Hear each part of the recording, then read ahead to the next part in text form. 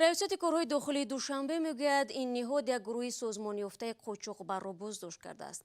طبق خبر از این گروه نیم تن مواد مخدر مصادره شده است.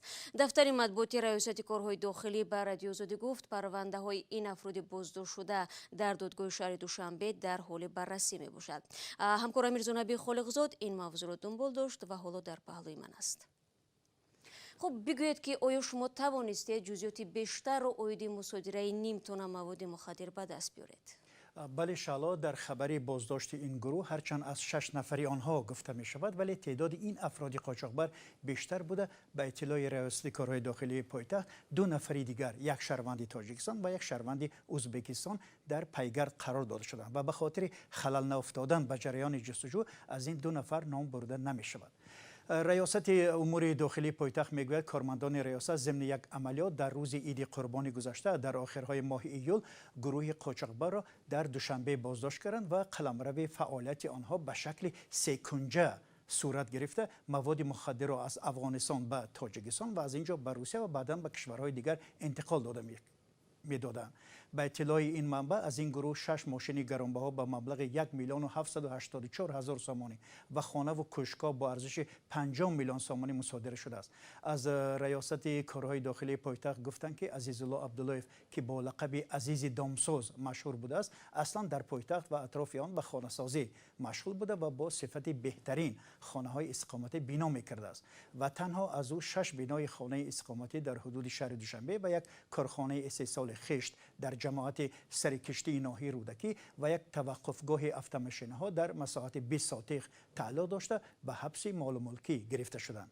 ما تلاش کردیم که نزدیکان و وکیلان مدافع هم عزیز عبدالله و هم افراد دیگر رو پیدا کنیم و نظر آنها رو پرسیم ولی موفق نشدیم و تنها یک کارمند شرکت خانه‌سازی پایتخت با نام بنیادکار عصر، شرکت همین عیبدار شونده عزیزالله عبداللهیف بوده است، بدون ذکر نامش گفت که تقریبا 2 ماه می شود رئیسشان در بازداشت است و 2 هفته پیش او را در برنامه تلویزیونی وزارت کارهای داخلی خبر میدهد دیدند. وی گفت در مورد به قاچاق مواد مخدر عیبدار شدن عزیزالله کاردار نیست ولی در مسئله خانه سازی به عمل غیر قانونی راه ندادند. وی گفت که عزیزالله انسان نیک است و به چند شهروند خانه اقامتی تقدیم کرده است.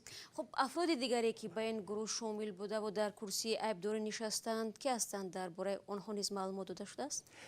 بله، ریاست کارهای داخلی میگوید در میان این گروه یک دانشجوی کرسی دومی فاکولته انفرماتیک دانشگاه میسیس یعنی سیاوش صادقوف بازداشت شده است. همچنین شهروند ازبکستان عظمت طولگانوف ساکن ترمیز، سبز قدموف ساربان ساکن ناحیه ونج، سید شریفوف شمسالله ساکن شهر دوشنبه، بوران سماتوف آموزگار مکتب رقم 151 ناحیه رودکی و مراد خوجیف ساکن ناحیه رودکی در بازداشتگاه موقتی پایتخت قرار دارند. ریاست کارهای داخلی میگه چند تن از شهروندان افغانستان نیز در جستجو قرار دارند که در قلمرو افغانستان برای انتقال همین مواد مخدر به تاجیکستان مساعدت میکنند.